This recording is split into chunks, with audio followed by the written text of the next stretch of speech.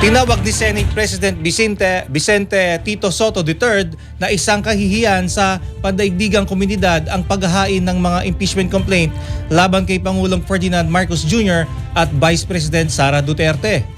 Ayon sa kanya, maaring magdulot ang isyong ito ng negatibong epekto sa imahe at kredibilidad ng Pilipinas sa buong mundo.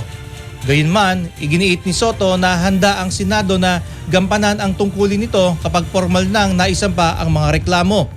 Aniya, tatalakayin at didinggin ng Senado ang mga impeachment complaint alinsunod sa konstitusyon. Binigyan din ng Senate President na ang Senado ang magsisilbing impeachment court.